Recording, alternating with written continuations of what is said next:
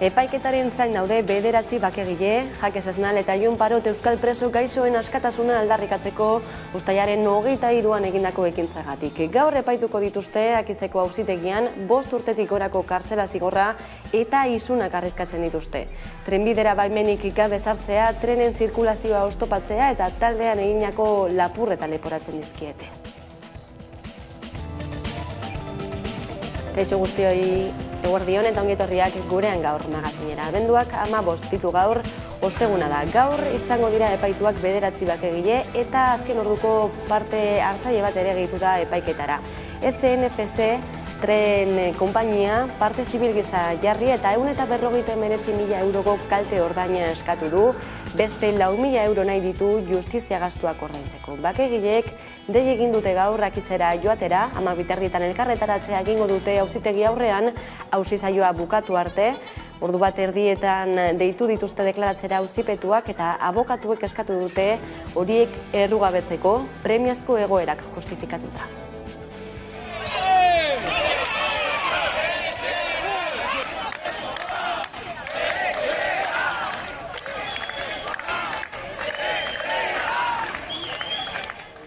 Batetik bete gabeko zigorra eskaera bateraino murgildu daiteke fiskala eta ikusiko da zer nolako jarrerarekin heltzen dio epaiketa horri bai SNCF konpainiak eta baita fiskalak ere. Dagoeneko ezagutzen duguna da 9 ekintzaile horien abokatuek errugabetzea eskatuko dutela eta hitza eman dutela haien kontra egin dizkieten akusazio guztiak bata bestearen atzetik sustatuko dituztela. Etxera! Euskal presoa! Etxera! Euskal presoa! Etxera! Euskal presoa! Etxera!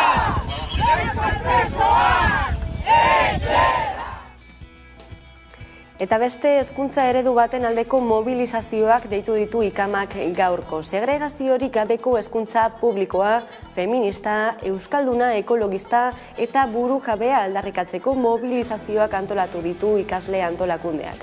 Manifestazioak hasi berri dira Hego Euskal Herriko 4 hiriburuetan.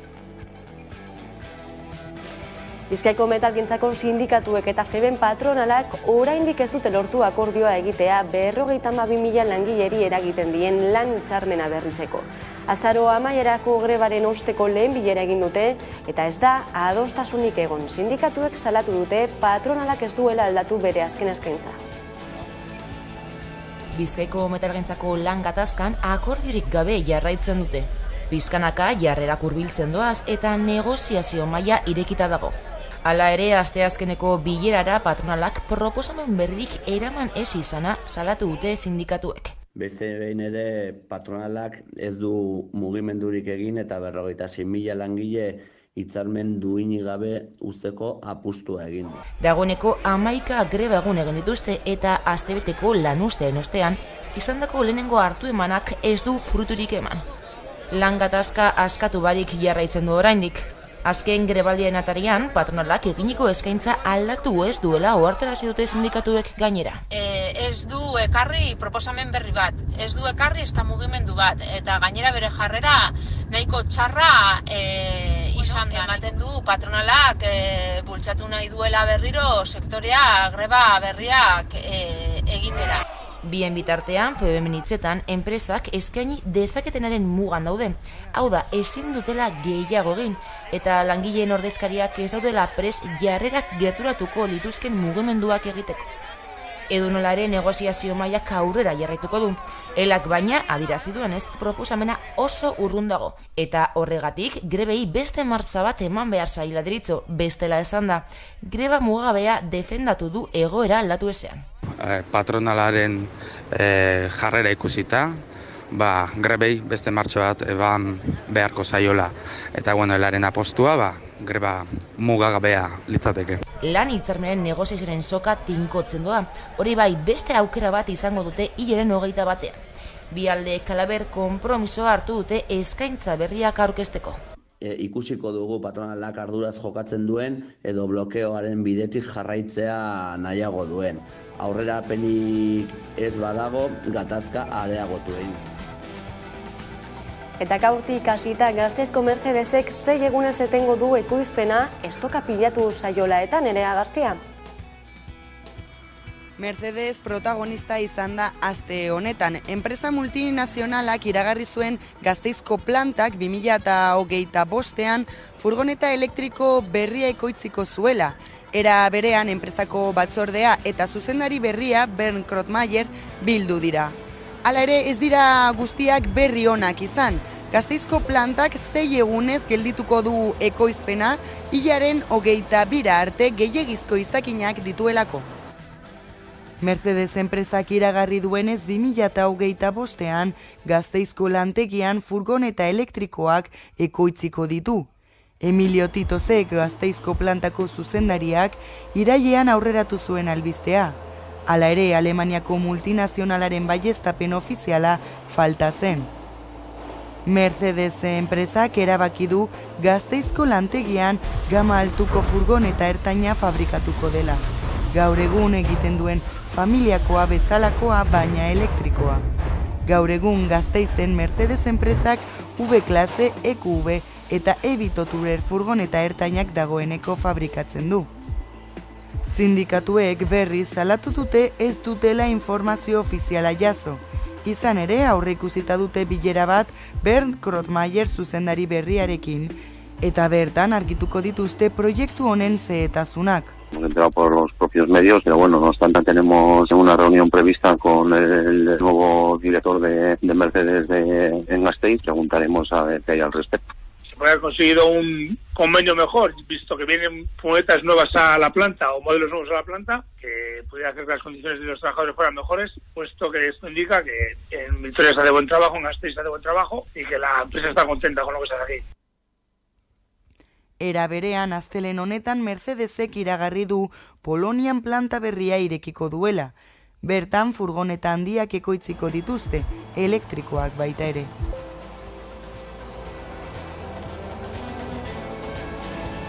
Ekonomia eta krisi klimatikoa estuki lotuta daude etengabeko hazkundearen ideiarekin. 50 urte dira hazkundearen mugak txostenak kaloratu zutela. Zientzian oinarrituta erakutsi zuten hazkunde etengabeak eragin zitzakeen arazoak eta egun dagoeneko begibistakoak dira arazo horietako batzuk. Iñaki Petxarroman kazetariak landu du gaia berrian eta berak emango dizkigu gakoetako batzuk. Kaixo Iñaki? Kaixo, unon. Bueno, aipatu dugu, ez da mende erdi dagoeneko, ohartarazten mende erdi, hazkunde etengabeak ekarriko dituen ondorioez eta entzungo egin zaiola badirudi, ez da? Muga batzuk ere gainditu ditugu dagoeneko.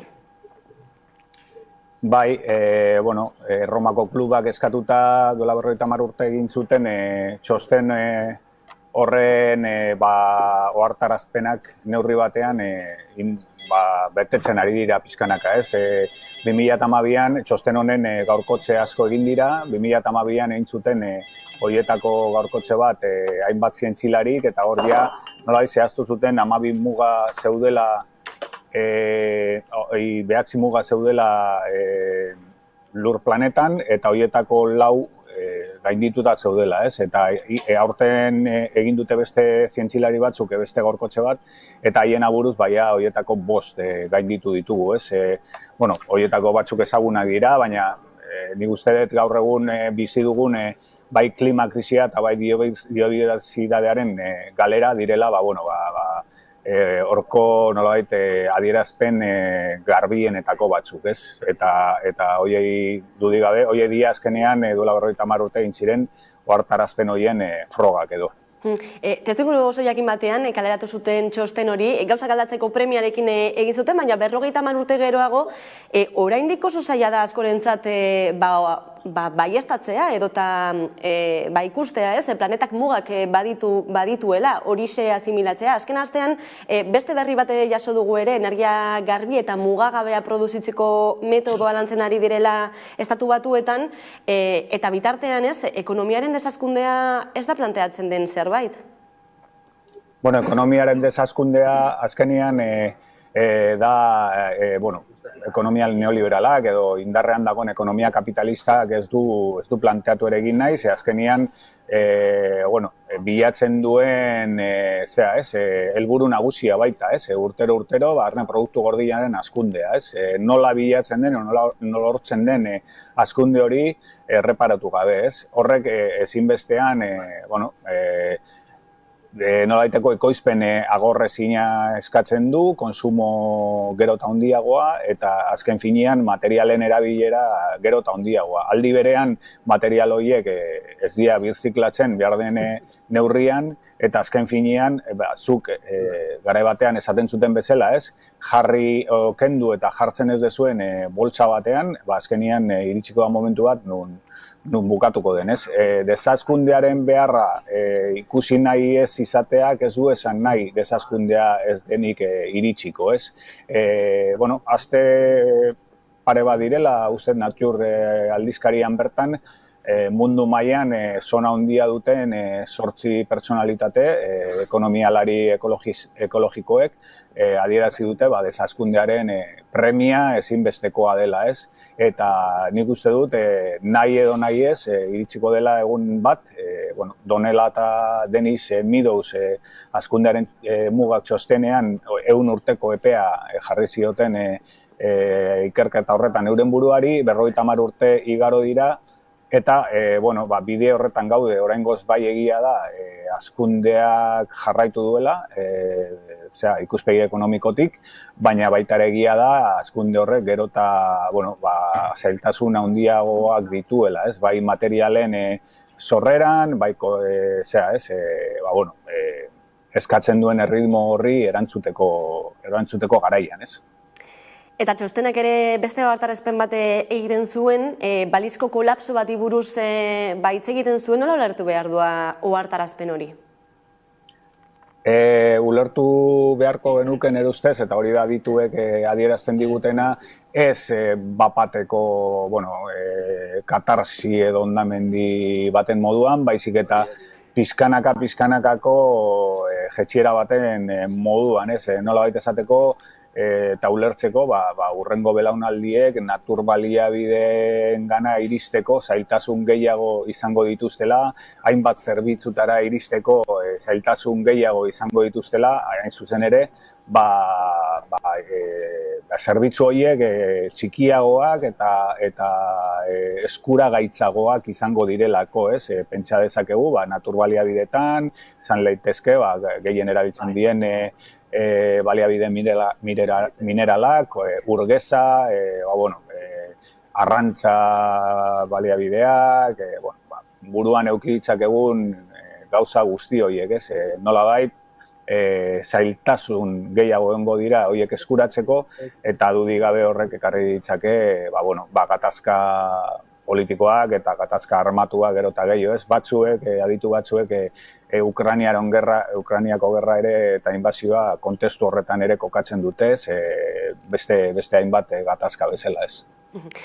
Espero dugu beste 50 urte behar ez izatea neurri efektiboak hartzeko. Iñaki Petxarroman, eskerrik asko gaurkoan gurean izateagatik. Eskerrik asko zuei, aio. Eta gaiz aldatuta, kiroletan, emakumezkoen eskuz binakako pilota txapelketa aurkeztu dute Zumarragan. Ados, emakume pilotari profesionalen elkarteak antolatu du txapelketa, Hego Euskal Herriko 20 udal inguruk lagunduta. Final laurdenak eta final erdiak Tolosa, Azpeitia eta Iruñan jokatuko dira otsailaren zehar, eta finala Zumarragan martxoaren 5ean. Amaka telebistaren bidez jarraitu ahal izango dira dendenak. Jundane Arbeo. Ados pilota elkarteak Hego Euskal Herriko 20 udalerri baino gehiagorekin antolatutako emakumezkoen binakako txapelketa larunbat honetan hasiko da arratsaldeko 6etan beran, eta final laurdenak eta final erdiak Azpeitia, Tolosa eta Iruñan jokatuko dira, eta finala Zumarragan izango da martxoaren 5ean Beloki pilotalekuan. Partida hori guztia denak Amaika telebistan ikusteko aukera izango duzue.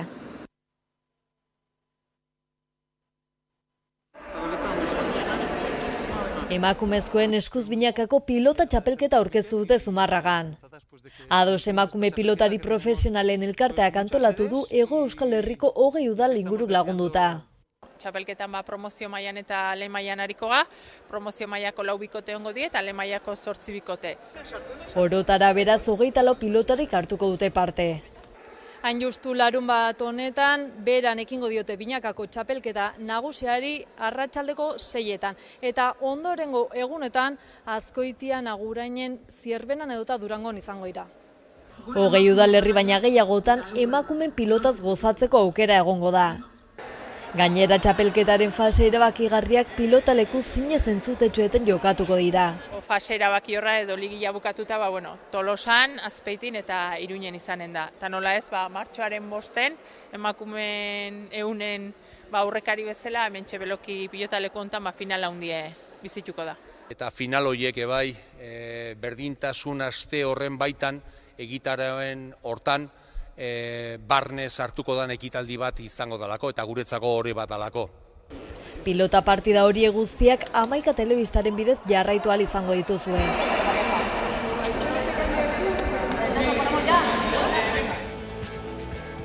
Eta kiroletik kulturara egingo dugu salto, azken arrok jaialdia ekainean ospatuko delako eta pizkanaka geroz eta informazio gehiago dugulako karteraren eta sarreren inguruan ere. Nerea Garzia.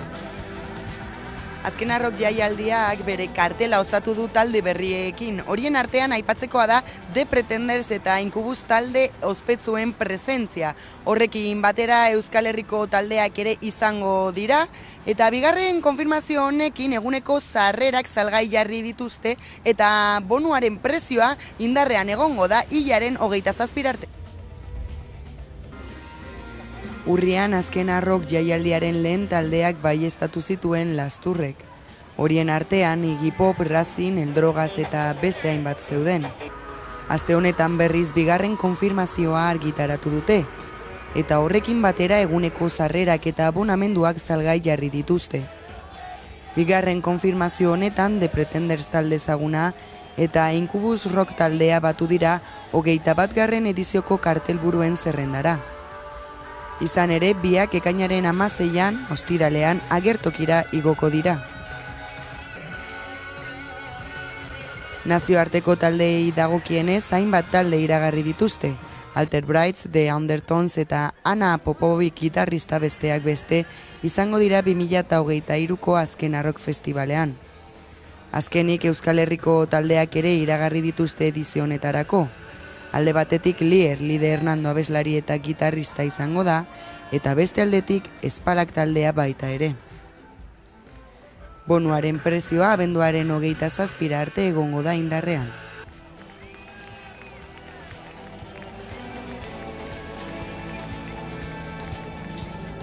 Eta bertsolari txapelketa nagusirako finalerako 2 egun besterik ez da falta. Iruinen ospatuko da lehen aldiz aurtengoan.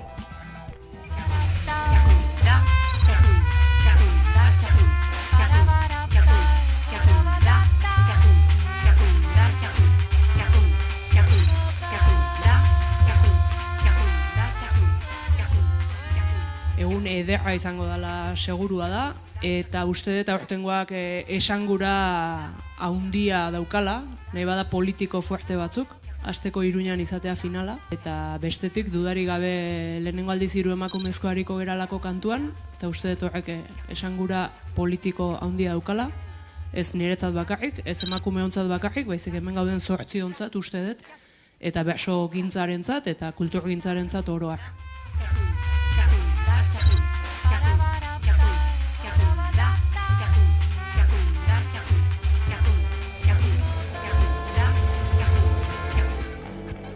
Beste jaialdi bat ere larun batean, Atortxurrok elkartasun jaialdia bueltan da Atarrabien eta aurtengoaren xehetasun guztiak emango dizkigu. Aitor Agirrezabalek, kaixo Aitor? Kaixo bai. Bueno, larun batean ospatuko da Atortxurrok, elkartasun eta aldarrikapena ere ez da aurten faltako, ez da? Horixe ez zitzuen utxik egin. Azkenean 2 urte igaro ditugu pandemia dela eta jaialdia guk nahi genuen moduan antolatu ezinik, eta bien bitartean jaialdi honen zergatia edo den dispertsioak jarraitu du. Eta bertan urten alako alegin berezia egin dugu, ez? Udan antolatu genuen 2 eguneko jaialdi bat, eta orain abenduan ezin genion gure zitari utxik egin. Euskal Presoen sakabanaketarekin bukatzeko pausak eman diren arren, azken hilabeteotan horretan eta beste hainbat gaietan oraindik ere ekiteko bidea dago, ezta? Bai, noski ezin dugu ukatu eta gainera poztu egiten gaitu, ez? Azken hilabeteetan eman diren aurrera pauso horiek, azkenean buruan edo askotan ikusi dugun dispertsioaren mapa horretatik, espetxe ugari desagertu dira, eta euskal preso ugari badaude Euskal Herriko espetxeetan, baina oraindik ere asko dira gure mugetatik kanpoko espetxeetan daudenak, oraindik senide eta lagun asko dira astebururo errepidera atera behar dutenak, eta beraz guk lanean jarraitu behar dugu, beti esan dugu. Gure lana amaituko da, denek etxeko ate hori gurutzatzen duten egunean, ez? Momentuz, eta larun batean 17 talde bilduko ditu jaialdiak, Atarrabian, esan bezala, eta horietako 9 lehen aldiz jaialdian gainera.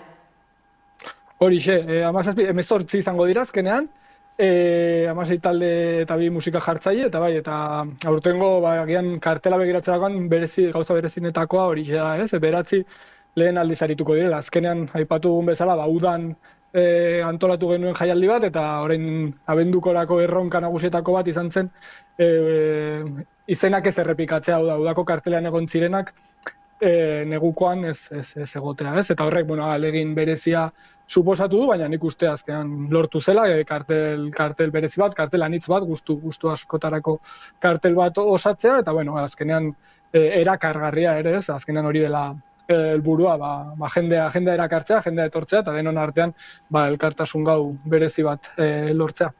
Larun baten ospatuko da jaialdia, 2 egun besterik ez atzera kontaketa guztiz hasia, imaginatzen dugu prestaketetan murgilduta egongo zaretela dagoeneko. Prestaketetan, edo prestaketak ja amaitzen, ez kontrakoa esango banu, oker. Baina ez ongi doa dena, ongi doa muntaia, egia da, gure ohiko formatura itzuli garela, ez, edo behintzat ohituta gaudena lan egitera, eta horrek ere laguntzen du. Hala ere, aprobetxatu nahiko nuke, oraindik ere gogorarazteko hau auzolanean montatzen den jaialdi bat dela, eta oraindik ere badaudela bete beharreko txandak, eta beraz, animatzea jendea, ez? Ezinbestekoa dela, jendearen auzolan edo lan voluntario hori gabe, zinezkoa baita jaialdi hau aurrera ateratzea. Auzolanerako dei hori, eta beste galdera bat, ez dakit oraindik garaizote gauden sarrerak eskuratzeko, Aitor?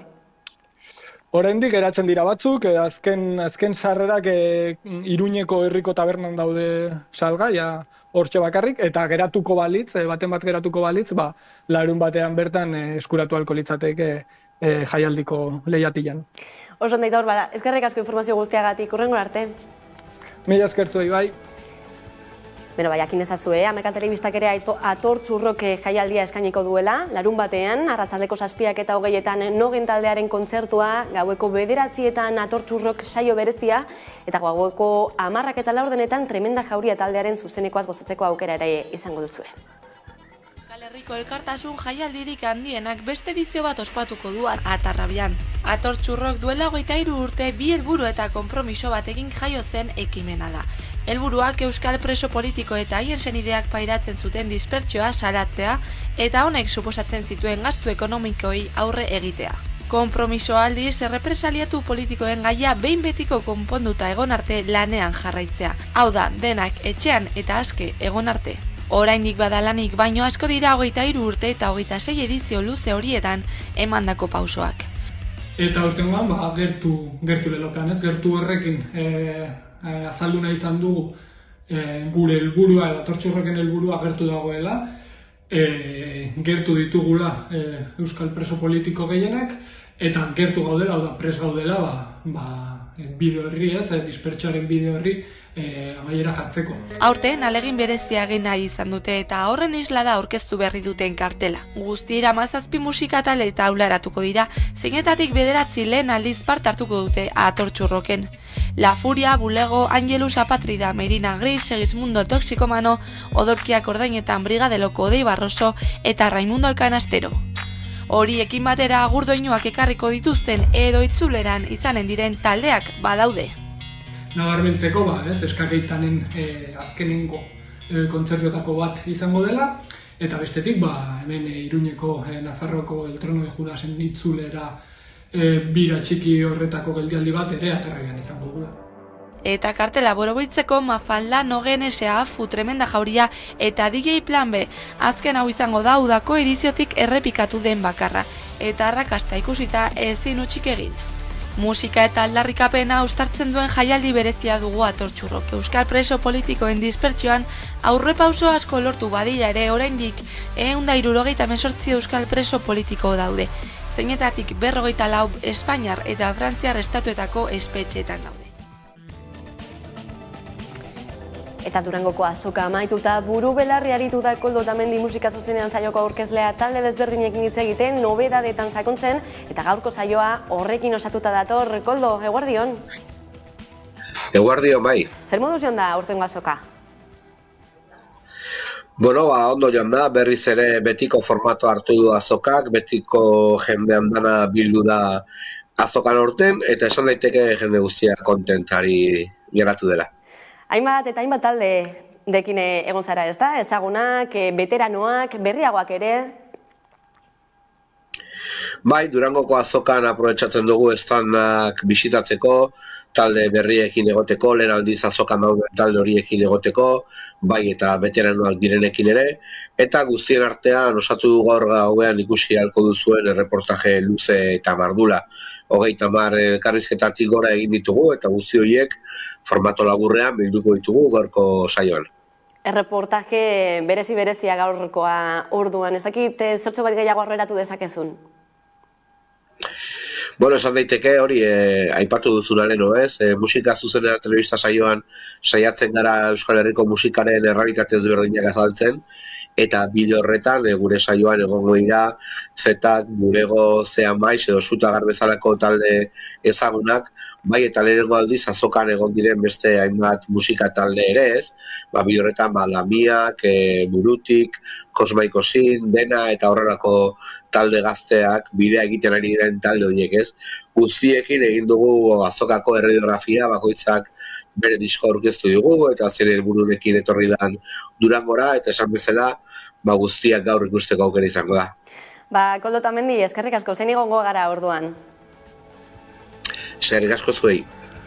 Badakitzu, 10:00 aurrera ikusgai, izango duzuela saio berezi hau, eta nahieran ere noskin, betiko bezala amaika.eus atarian. Aurrera pentsiki batekin utziko zaituztegu, eta jarraian itzuliko gara bueltan eguneko elkarrizketari heltzeko. Gaurkoan gurean izango dugu Anez Zelaia Ela sindikatuko talde eragileko kidea. Orain arte.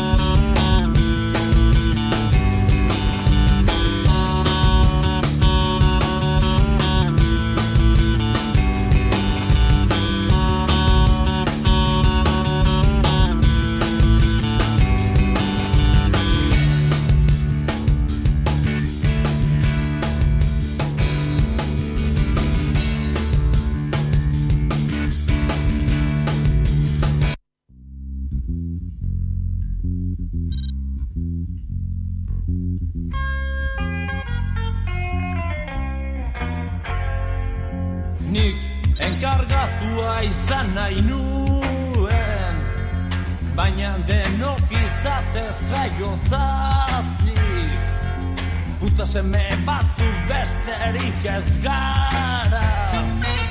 Pentsulareskin hasi nintzen oso gazte biziotan, gero mazortzi zigarroriak paketeko idealeskin, baina la vida seigo zerak ezan ez zuen ez gure egresalerdoa, eta gara mailurteko erozain umek, iba jaten duta bere ala klaseko kide guztiek, proba dute, sedik hause, destinu petrala hause.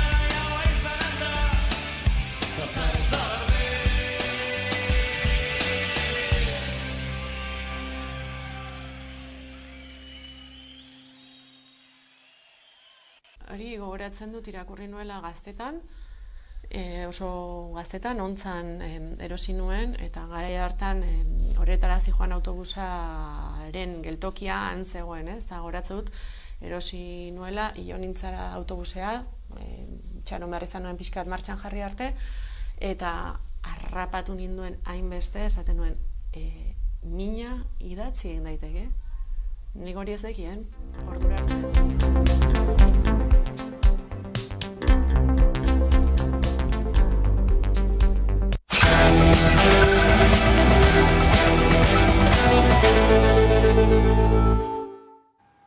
Eta egunero legez, eguneko elkarrizketara ate irekiko diogu, eta horretarako gaurkoan gurekin daukagu Ane Zelaia, ELA sindikatuko talde eragileko kidea, kaixo, eguerdion. Osakidetzako krisaz galdetuko dizugu lehenik eta behin, Donostiako esian egindako kargua gabetuen ondotik estanda egin duelako gaiak eta krisiak zer esan handia eman duelako, oraingo honetan zuzendaritza karguek hartu dute hitza, langilek aspaldi daramatena zalatzen, ez dakit zenolako irakurketa egiten duzuen gertakarien inguruan? Bueno, gure irakurketa hemen da, arazoak ematen dauela orain egin dauela estanda, baina aspaldi datorren zerbait dela. Zer aldatu da, lehen sindikatuek salatzen genuen zerbait, orain edozein kafetegitan elkarrizketa gai dela. Zergatik, ja heldu dalako puntu bat ezin dana eskutatu. Eta horregaitik deigarria da, duela egun batzuk, lehendakariak esaten duenean, Osakidetza dela herri honen harribitxia, jakin nahi genuke zertaz ari den. Harribitxi bat horrela tratatzea, eta adibide batzuk emateagaitik, baina datorren urteko aurrekontuetan Osakidetzari 220 milioi euro gutxiago uste dute emango zaizkiola. Osakidetzan 29.000 langile behin-behineko daude, Osakidetzako langileek 120ko erosalmena galdu dute, hau da, Osakidetzako egoera kritikoa da, eta kritikoa da aspaldi. Donostian gertatzen ari dena, beste sintoma bat baino ez da. Azken egunotan entzun dugu baita ere Jaurlaritzaren partetik, ez da? Hain zuzen ere aurrekontuak aipatu dituzula, Osakidetzara bideratzen den aurrekontu guzti hori nabarmentzen edo azpimarratzen, ez? Bai, esan dakoa. Datuak dira, eta 220 milioi euro gutxiago aurreikusi dira Osakidetzarako. Beraz, aurten arazoak daude, aurreikusi dezakegu arazo horiek ezingo direla konpondu datorren urtean aurrekontu horrekin. Beste gai bat ere, hezkuntza publikoan bigarren greba eguna antolatu zenuten atzo, Steilas eta Lab sindikatuekin batera, oso kritikatuak izan diren manifestazioak eta greba egunak izan dira Jaurlaritzaren partetik, zer lortu nahi duzue mobilizazio hauekin? Azteko egia da kritikatuak izan direla, esan da batez ere greba preventiboa edo dela, hor azteko esan nahi dugu, aurre proiektua badugula, beraz preventiboa denik ezin da esan, badakigu aurre proiektu hori zezentutan doan, eta hor sindikatu, parte hartu dugun sindikatu guztiok, ados gaude, hezkuntza euskalduna, publikoa eta propioa behar dugula, eta mahai gainean dagoen aurre proiektu hori ez doala bide horretan. Eman dituzuen datuen arabera, atzokoan ere 60% inguruko jarraipena izan zuen grebak, nola baloratzen duzue? Bai, oso positiboki, mobilizazioetako irudiak ere atzokoak unkigarriak izan ziren, bai jarraipenarekin eta bai mobilizazioekin oso pozik. Kritikatzen duzuen gauzetariko bat da sistema duala betikotzeko arriskua badagoela. Zen punturainoko arriskua dago hori gertatzeko? nabarmena. Testuak saiesten ez duen bitartean, arriskua mahai gainean dago, eta egunerokoan bizi ditugun adierazpenak eta joerak ikusita, benetan kezkatuta gaude arrisku horrekin. Gaurko eguneko albiste ere bada, Iñigo Urkullu lehendakariak 10 urte bete dituela agintean, ze irakurketa egiten duzu, azken hamarkadari buruz? Bueno, ikusita gaurko elkarrizketa nola joango den, eta ze kritika egiten ditugun egunerokoan, zaila da balorazio positibo bat egitea esparruren batean, egia esan.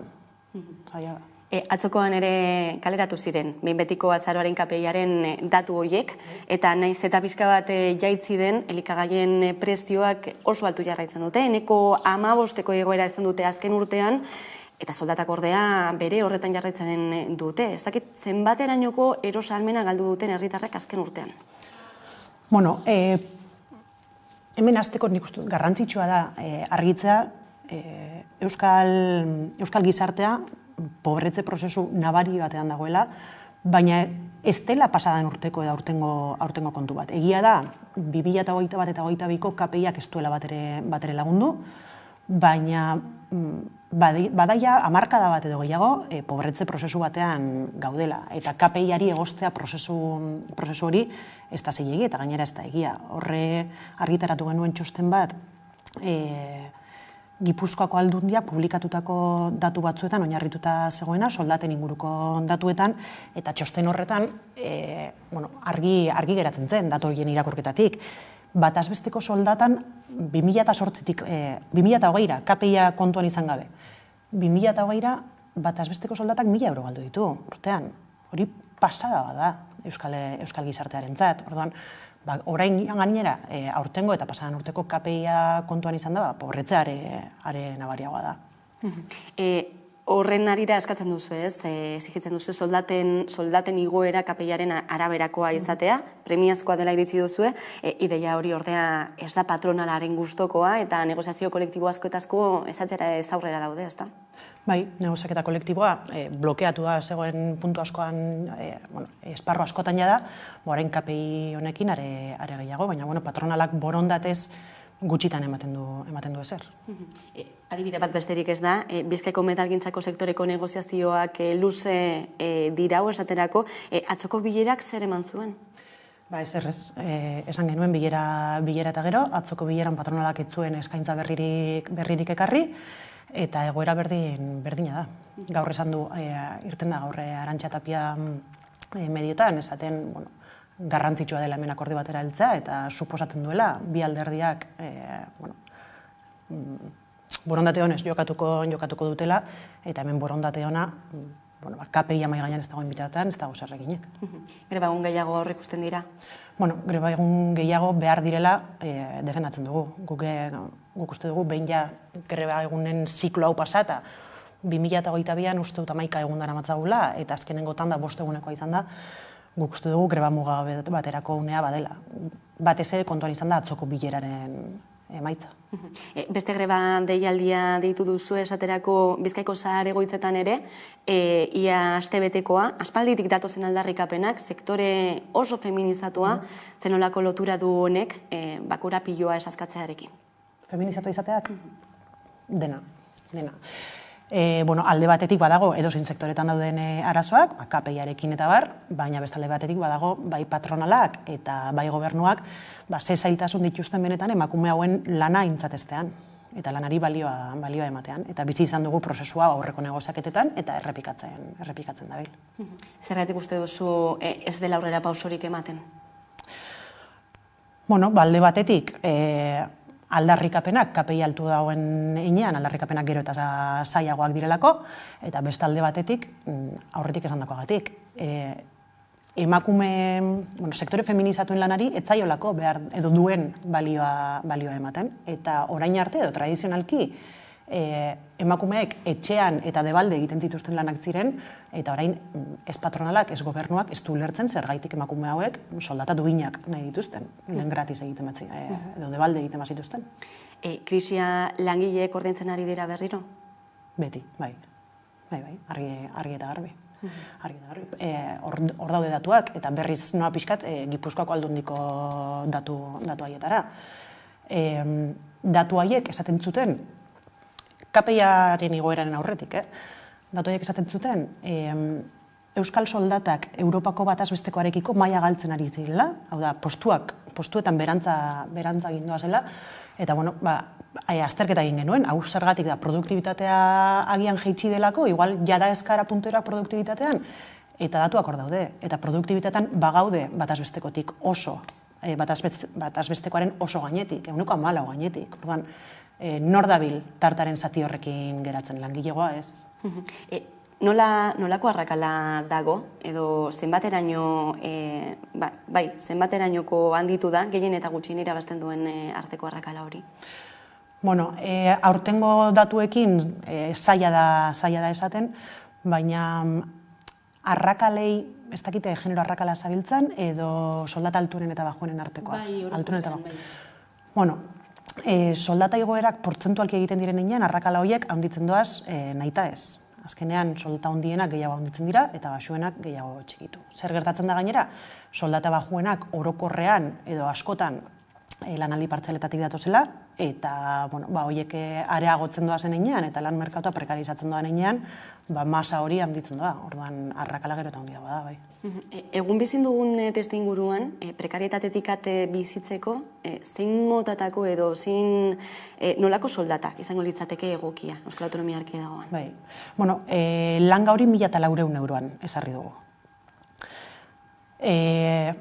Zergatik, horre Europako datuak erabilita, eta hemengo bizi maila kontuan izan da, 1.400 eurotik beherako soldatekin, nek ikusi dugulako, edo erabaki dugulako, nekez bizi daitekeela modu duinen batean.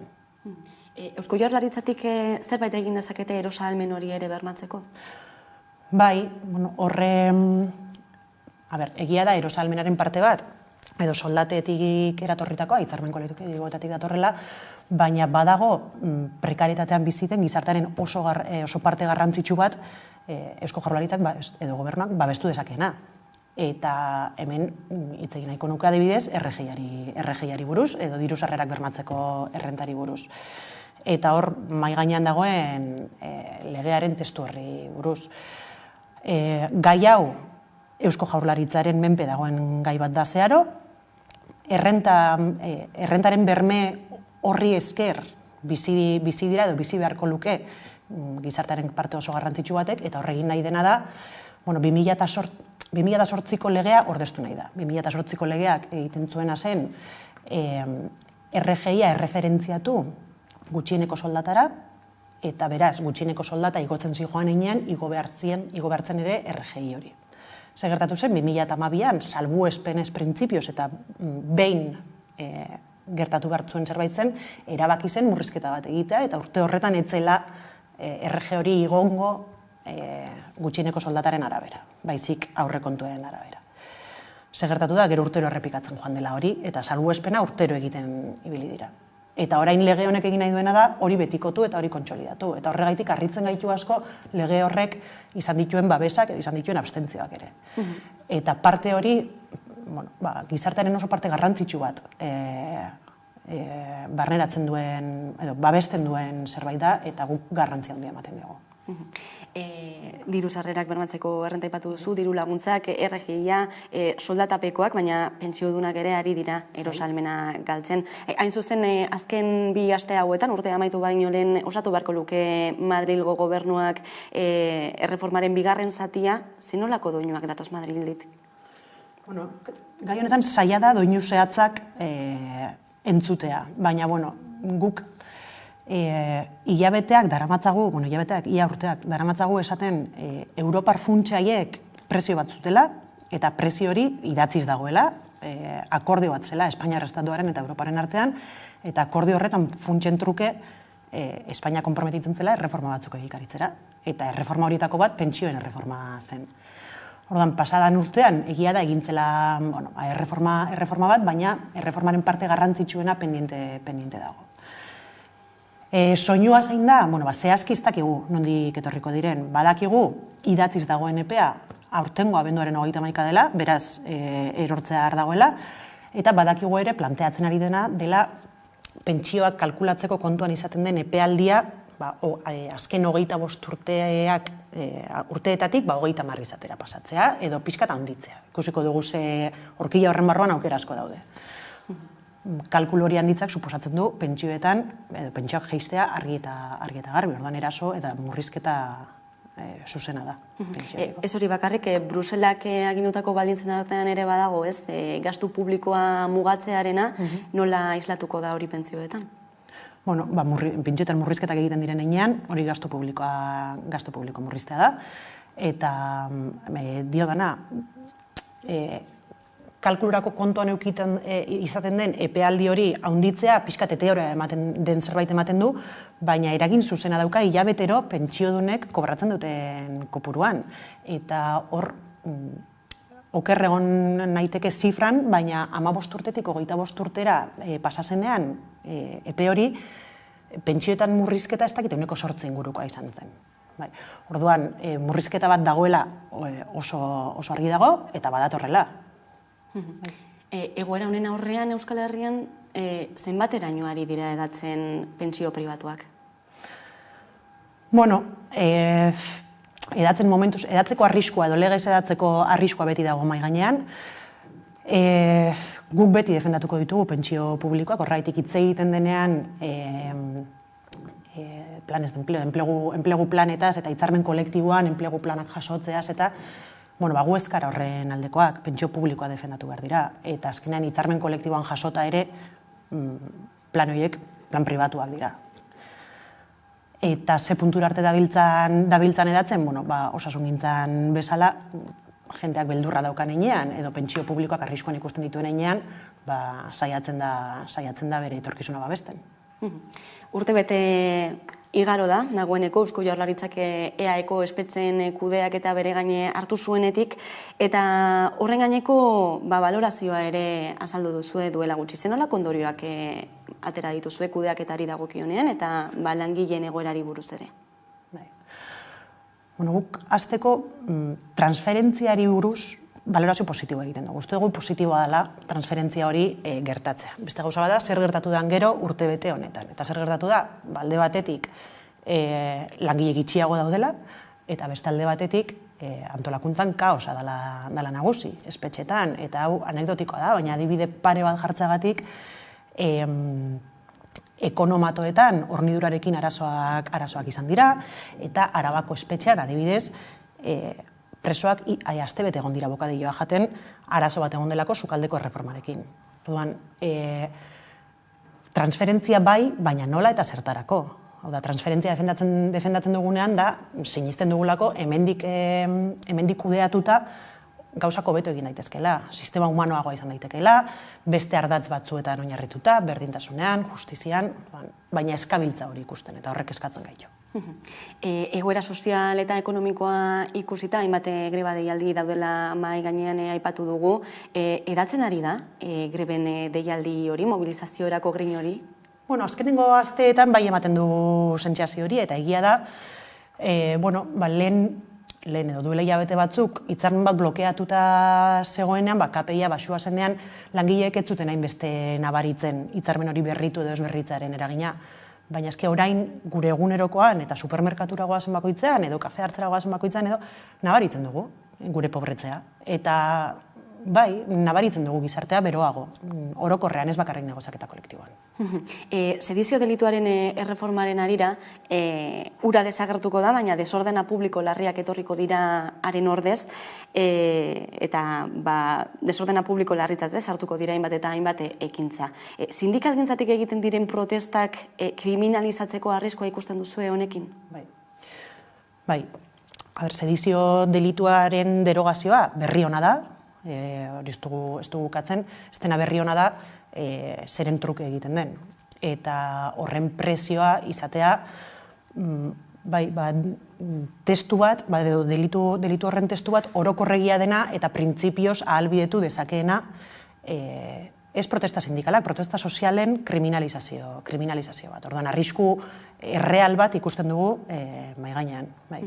dena den aurreikusitakoak aurrera eramaten jarrituko dituzue, nolako aurreikuspenak egiten dituzue, datorren urterari begira ere?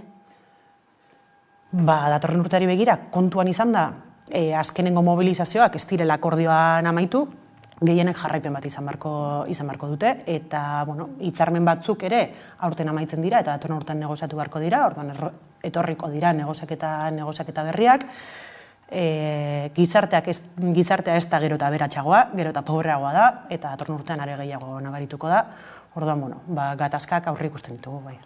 Ne Zelaia, Ela sindikatuko talde eragileko kidea, eskerrik asko gaurkoan Hamaika telebistara gerturatzeagatik, hurrengora arte. Eta tarte bat hartuko dugu eta jarraian intzuliko gara eguneko solasaldiari ekiteko, gaurkoan Zurine Rodriguez eta Ibon Meñika izango ditugu gurean, orain arte. 2016ko martxotik darama Zaporeak proiektuak pertsona errefuxiatuei otordu duinak ematen, 7 urte, 3 milioi otordu baino gehiago, 1.500 pertsona voluntario eta milaka pertsona errefuxiatu. Larrialdi egoera bati erantzuna ematera joan ginen, eta gaur egun egoera hori kronifikatu eginda. Egun, 4.554 pertsona errefuxiatu daude Greziar uharteetan. Euren biziak arriskuan jarraitzen dute eta bidai luze baten ostean, euren etxea atzean utzi eta Europa amets gaizto bihurtzen zaie. Egoera zaurgarri horretan dauden pertsona horiek, gaixotasun kronikoak garatu dituzte azkenaldian, gastroenteritisa, anemia eta diabetesa besteak beste. Gaur egun Zaporeak proiektuak Lesbosen du bere sukaldea eta Karatepe errefuxiatu zelaian dauden pertsona errefuxiatuei 1.300 eta 1.500 otordu bitarte banatzen ditu egunero joan eta egunero etorri.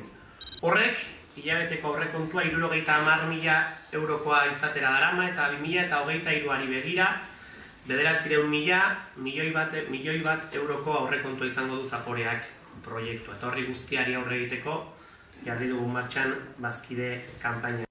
Hori gogoratzen dut irakurri nuela Gaztetan, oso Gaztetan ontzan erosi nuen eta garai hartan horretara zijoan autobusaren geltokia han zegoen, eta gogoratzen dut erosi nuela, hilo nintzara autobusea, txaron behar izan nuen pixkat martxan jarri arte, eta harrapatu ninduen hainbeste, esaten nuen, mina idatzi egin daiteke. Nik hori ez ekien, ordura arte.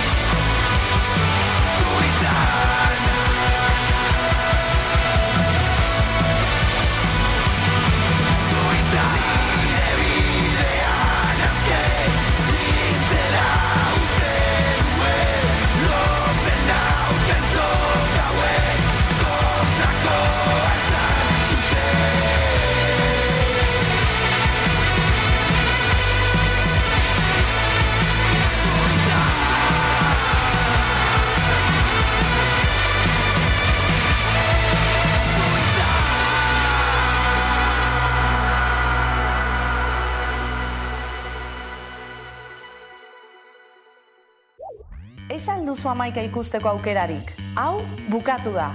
Aplikazio berriari esker, edozein etxetatik ikus daiteke. Eduki guztiak euskaraz ikusteko aukera paregabea zure Smart TV-an.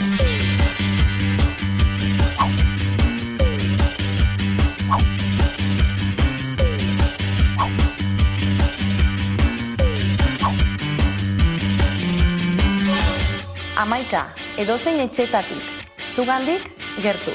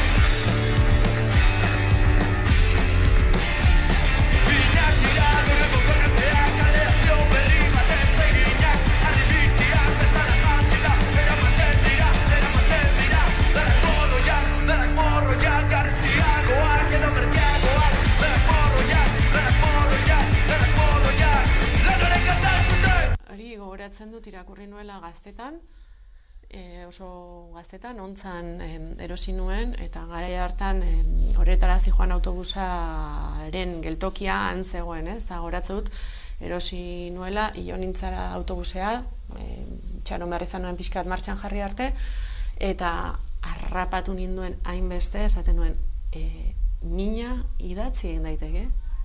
Nik hori ez dekien, ordura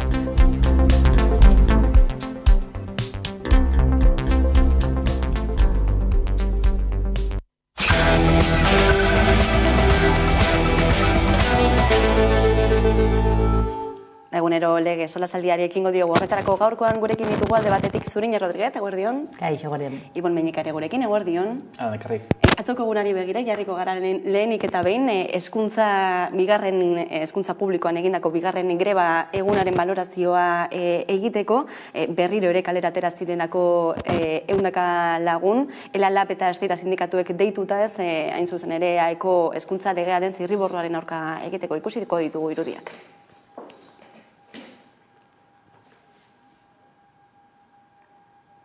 Ezakit daukagun... Bueno, aurrerago jarriko ditugu irudi horiek, baina sindikatuen arabera 60% jarraipena izan zuen greba honek, aurrekoa bezalakoa. Zer nolako balorazioa egiten duzu zuek atzokoaren ari buruz? Bueno, esan beharra dago zela bigarren greba eguna, normalan bi greba eguna egitea, asko da, gaina, jakin da, zenolako ondorioak dituen ekonomikoki etzetan, eta horrelako emaitzak izatea, horrelako segimendu izatea nik uste dut nahiko ona izan dela, Eta, bueno, atzo atera zirenak izan ziren eskola publikoko, edo deituak izan ziren eskola publikoko langileak, bertara ere bere umeak eta seme-alabak eramaten dituzte aita eta ama eta guraso asko egon ziren, eta nik uste dut, argi eta garbi izan ziotela, bai gobernuari, bai ejekutiboari eta baita oposizioari, esan zioten, kontu zibilik lege hau ez zaigu gustatzen, eta orduan nik uste dut momentu honetan, bai gobernuak eta bai oposizioak zentzu honetan EH Bildu zein Podemos, entzun beharko dituela Euskal Eskola Publikoaren aldarriak, ez bakarrikan aterazirelako sindikatuak, Steilas, LAB eta olakoak, baizik eta ere hezkuntza publikoen aldeko plataformak eta hanpak, eta nik uste dut hori ere erakusten digula hezkuntza komunidade bera zentzu honetan bateratua dagoela, orduan momentua ailegatu da erreflexioa egiteko gero itunaren gaietan sakondu dezakegu, eta edukietan, baina nik uste dut beti langileak kalera ateratzen direnean, nik atzo entzuten nion gobernuari, bada, greba da itunan parte hartzeko modu bat, greba ez da parte hartzeko modu bat, greba da mobilizatzeko modu bat, eta greba bada kritika egiteko estruktura edo aldarri bat, beraz, ez da parte hartzeko modu bat, haserrea erakusteko modu bat da. Orain bai, baditugu atzoko irudiak ikusiko ditugu eta jarraian jarraituko dugu eztabaidarekin.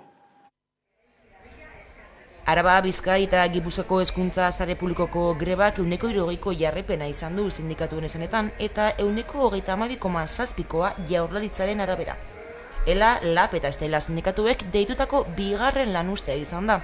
Hala, azararen 30ean bezala, Eusko Jaurlaritzaren hezkuntza lege aurre proiekturen aurka kalera atera ziren milaka lagun abenduaren 14an. Oso balorazio ona egiten dugu. 60% bat egin du grebarekin eta bereziki jarraipena oso zabala izan da haurreskolak partzuergoan, haur hezkuntzan eta lehen hezkuntzan. Legebiltzarrari izango diogu argi eta garbi, aurkeztu zaigun lege aurre proiektu honi ezezko borobila ematen diogula. Grebaren jarraipena oso zabala izan dela diote.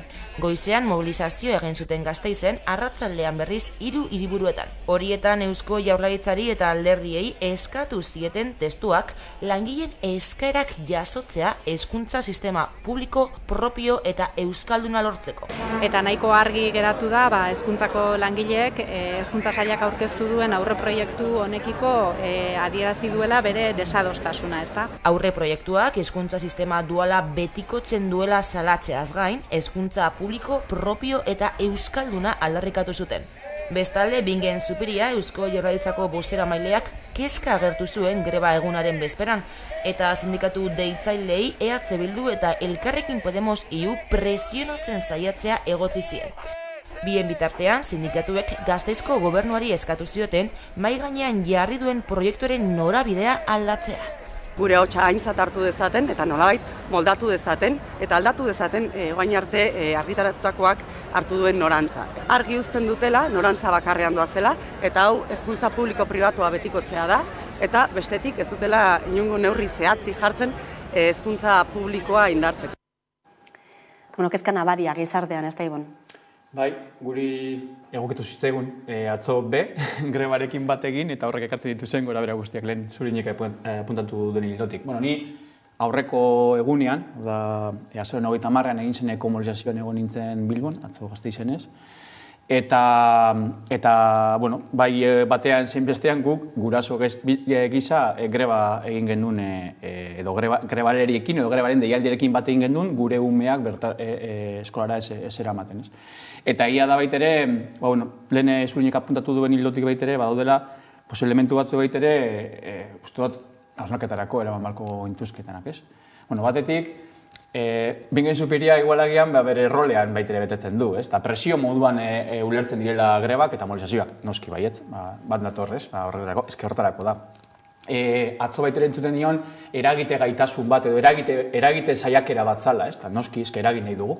Eta komunidadearen agente ezberdinek eragin nahi dugu, preokupazioz bizi dugulako, gaur eguneko hezkuntzaren testu inguruak, gaur egun langilek daukaten baldintzak, gaur egun hezkuntza pedagogikoki eta kudeak eta aldetik dagoen elementua, gaur egun euskalduntzearen inguruan daukagune erronka, kulturen transmisioan bete beharko luken funtzioa, eta bar, noski. Eta publikotasunaren inguruko eztabaida. Eta horren nena baitere, ematen gaitu orduen zer edurantz jo barko genuken, eta horren gainean, publikotasunaren eztabaida eguneratzen inguruko baitere egitearen beharra euskalduna eta propioaren aldekotasuna. Eta preokupazio horretatik baitere, eragiten mai bat baitere garatu nahiko genukez. Eta, hor, beti daude greba zenbateko neurria eta eragin aukinduren noiteko dantza, ez? Baina hori gaindituta edo hori kenduta ere, egia da, eztabaida mai gainean dagoela eta eztabaida hortan baitere heldu behar diola euskal jendarteak eta instituzio baitere, eta instituzio daukaten noiteko ordezkaritza baitere, entzun beharko luketela, ez? Nik baitere uste dut hor badukagula preokupazio horren noiteko eroaleak edo parteide izan gaitezken komunidadeko agente ezberdinek baitere, nik uste dut badukagula baitere gure gogo eta propio egiteren beharra. Eta inkluso greba deialdiak baitere ukin beharko luketen noiteko ez, zabalpen lanarekiko, pedagogia hori egiteren beharra baitere agerikoa da. Ze egia da, dinote, eztabaida hau parkean daukat nik, normala den moduan, eta greba deialdiek baitere ukin duten noiteko ez, eztabaidaren inguruan baitere, uste dut, ahots argiak baitere behar ditugula, horren inguruko eztabaida behar beste emonalizateko. Eta hortik aurrera, gaur egun oraindik orain, hezkuntza legediaren inguruko eztabaida irekian dagoen heinean, bide oso bat baitere jorratzeko bitartekoa izan behar da, eta greba horretarako mekanismoa da. Eta gu, behintzat, horren babesle bihurtzen gara. Bai, entzuten genionez, Nagore Iturriozi, estelazteko bosera mailari ez norantzko bakarra hartzen ari dela legea bera, ez? Eta ia da, legea baino lehenago gaudela, itunean, hezkuntza itune horretan gaudela, itun hori parlamentuan alderdi popularra izan ezi, daren beste alderdi guztik sinatu dute, beraz, hori esan nahi digu ados daudela, eta momentuntan, ahots batzuk dare, esaten dutena, ituna bera txarto dagoela, ez? Eta nik uste azaldu behar dela zein dan eurek planteatzen duten lehenengo kritika, ez? Egia da, gaudela momentu oso espezifiko batean hezkuntzari begira, ez? Natalidadea bera doala, demografikoki aldaketa izugarri baten aurrean gaude, eta ikastetxeko aulak itzi beharko dira. Hau objektiboa da. Hau ez da eztabaidagarria. Ume gutxigo barkatu jaiotzen dira, beraz, aulak itzi beharko dira. Orduan hemen dagoen eztabaida hori, edo muina da, zer itziko dugu? Zeintzuk izango diran, itziko ditugun gelak. Eta, hemen bi eredu dare, ez? Badago eredu bat, zeinenan esaten duena da, bermatu behar dela bai ala bai eskola publikoa, gela publikak, horietan gero eztabaidatu dezakegu bertan nola bermatuzkera, eta zer egin bertan segregazioarekin, hori da bigarren eztabaida bat, eta gero badago beste eredu bat, itun sinatzaileela esango nukena da, eta hori da maten du behar degula gaur egunko dakagun binomio sistema hori itunpeko eta publikoaren artekoa, ez? Karo, hau izan daiteke, demografikoki egoera honetan egongo bagina, ez bagina, ez? Orduan hemen, izugarrizko nudo bat daukagu, ez? Eta ni badaukat sentsazioa honi ez diogula heltzen ari tamainuz, bai uste sindikatuak lanketa hori egiten ari direla, baina ez dago besterik, egoera demografiko hori aldatu ingo da. Eta etorriko zaigu, eta badakit gero beste eztabaida batzuk daudela, euskararen adibidez biziki garrantzitsua da, zer nork non euskalduntzen gara umeak, nik zentzuntan eskola publikoa uste dut izugarrizko lanabesa dela euskalduntzeko, eta adibidez Araban bizi garenok edo erdaldunak diren eremutan bizi garenok eskola publikoan euskaldundu geha edo euskaldundu dira, ez? Eta horrekin ere beste eztabaida bat sortzen da, eta segregazioaren, eta honekin bokatzen da segregazioaren eztabaida, ez? Ez da normala, eta EAen segregazio barra izugarrizko handia da, eta honen inguruan ere eztabaida bat egin behar dugu, eta neurri zehatz batzuk hartu behar ditugu. Beraz, urgentziazko eztabaida bat dela esango nuke. Erronka konkretuak aurretik ditugunak, lege garrantzitsua beraz, datozen hamarkadetako hezkuntza sistema arautuko duena, baldintzatuko duena, eta nola da posible, hezkuntza komunitatea ez entzutea bide horretan? Horregatik, oraindik uste dut, denbora egon gaitezkela noiteko neurri zuzentzaile batzuk hartzeko norabide horretan. Eta batez ere, arduraz jokatzea aldetik, ze prozesu bat dago, nolait ere, hezkuntza legedi formal eta arautu baterantzko bide bat garatzen ari da, luko da momentua zeinetan jada indarren egongo dan, eta hortik aurrera eztabaida ezberdin batzuk sustatu daitezke, baina nolait ere, horre markatuko du ere garatu beharreko ibilbide. Orduan, denbora tarte hau, gehi aurretik datorren guztia, evidentemente, erabakigarria bihurtzen da, ez? Eta hor nik uste dut, danok eukin behar dugula, zainara, hezkuntzaen bertebratzailea dan, zeinetan, jendartearen noliteko sektore guztiek zelan bait implikazio maila bat eduki barko genuke. Evidentemente batzuek aktore protagonista hauak izan daitezke, hezkuntza komunitatearen baitako elementu nagusiak direzelako, baina guztiak eukin beharko lukete. Gaur eguneko eredu adibidez, kudeaketa aldetiko zentralistak, argi dago baitere beste arrakala mota batzuk sortzen ari dituela, gehitzeagaitik zurinik aipantu duenaren hildotik.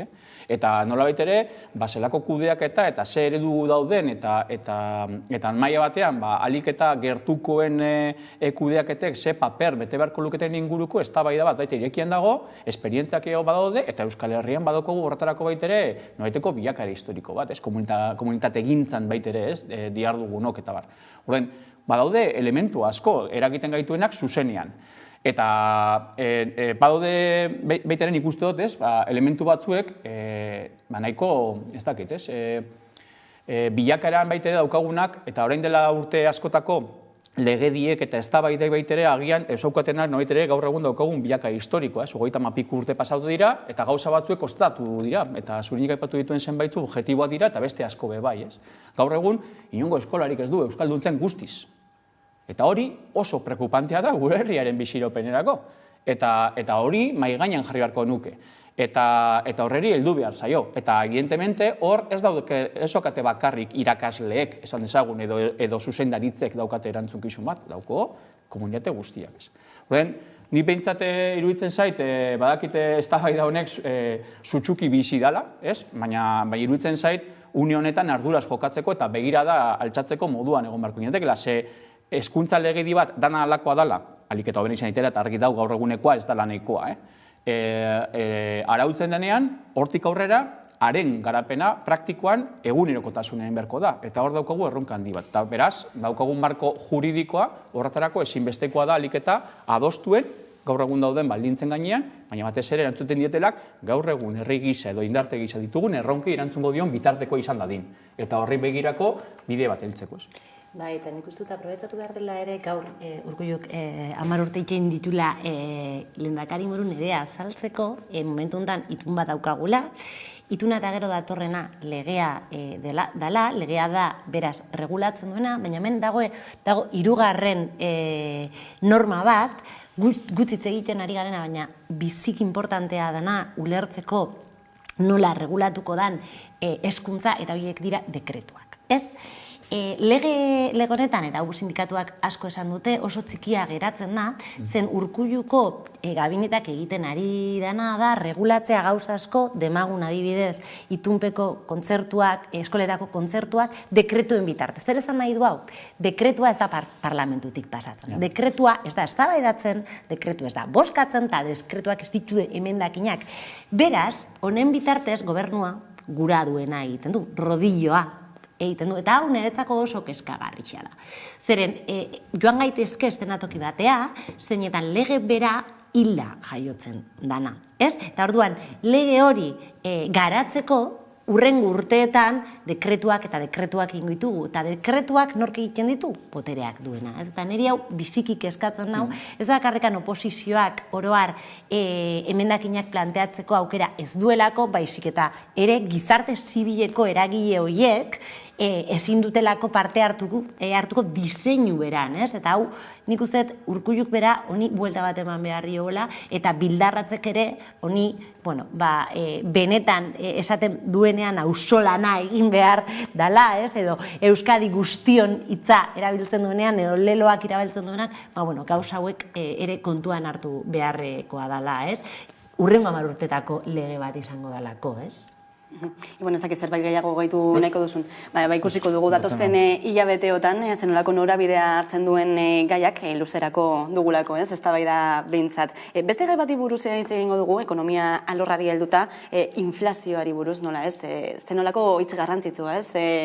Bi urte den azken hilabete hauetan gure bizitzetan inflazioa beherantza egin du pizkatxo bat, baina elikagaiak gorantza jarraitzen dute, iaz baino 15% garestiago daude.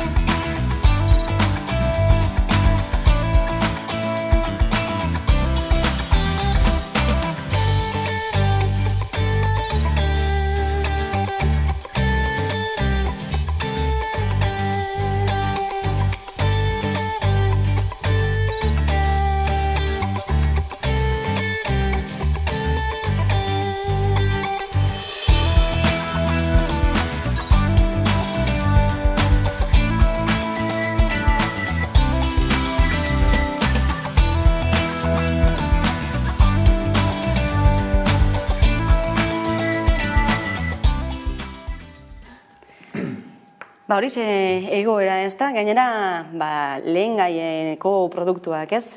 Azukrea, olioak, koipeak, esnea, arrautzak, zerealak, esnekiak, patatak... Hauxe egoera nola bizitzen ari zaretezuek?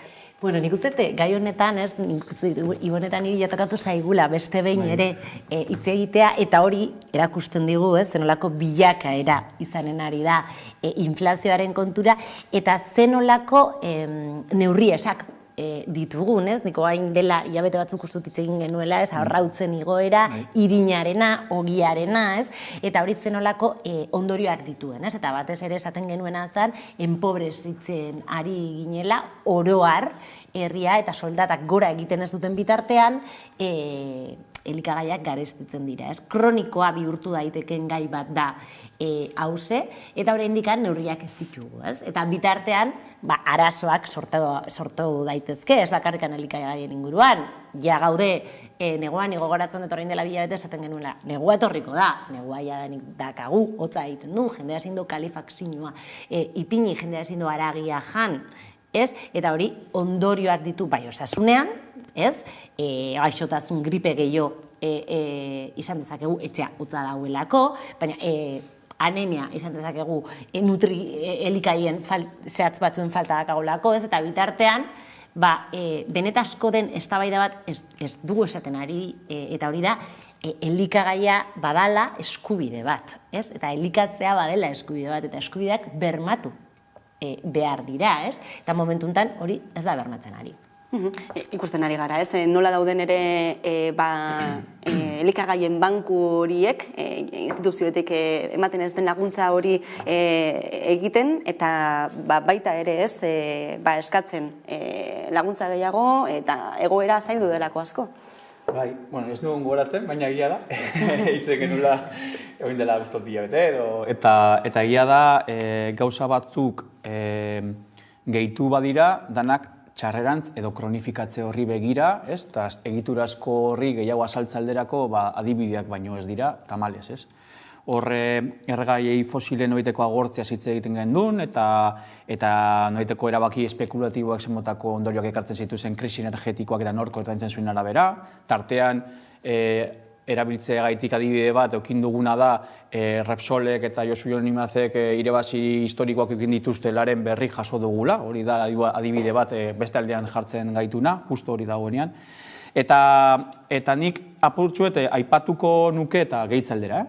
Horri, gaur eguneko datuak ze testu inguruan emoten ari diren, ez? Gauza batzu baitere egon direlako noiteko evoluzio bat, ez? Gure testu inguru dagokionean eta guri iragiten gaitunen testu inguru dagokionean, Espainiar Kongresuan baitere noiteko erabaki batzuk hartu dira, adostu izan dira, eta batez ere lotuak egon dira, enpresa energetikoi begirako grabamenak esartze aldera, bankuei noiteko grabamenak esartze aldera, eta instituzio euskaldunek edo horren noiteko kudeak edo arduraz hartze aldera.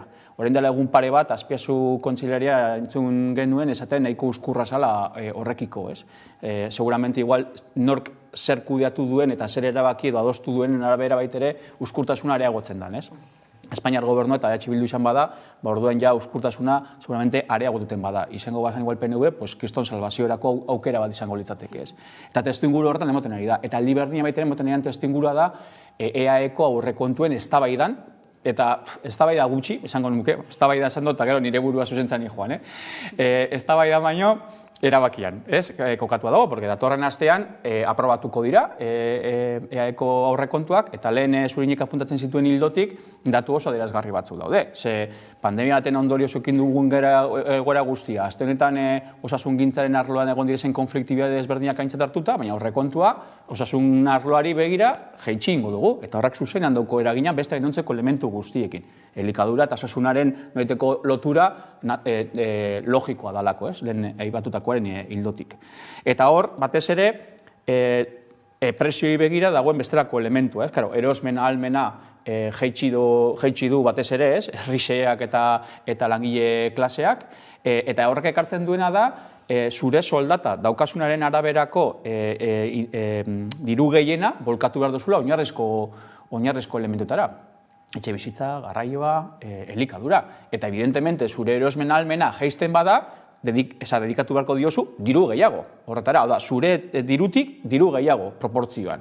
Horrek ekartzen duen, noiteko ez, enporratze iraunkorrat eta estrukturala, ez?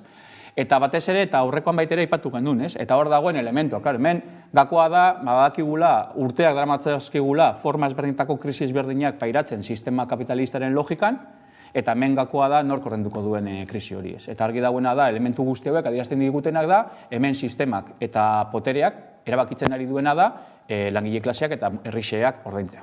Eta hor dago, eztabaida, ez? Hori da, berak ez zuen galdera bat, ez? Nork ordainduko du krisia, eta nik egingo nioke beste galdera bat, eta nork aberasten ari dan krisi honekin, ez? Eta hori, bai, txamponaren beste aldea da, baina batzutan, ez? Hitz egiten dugunean, ez?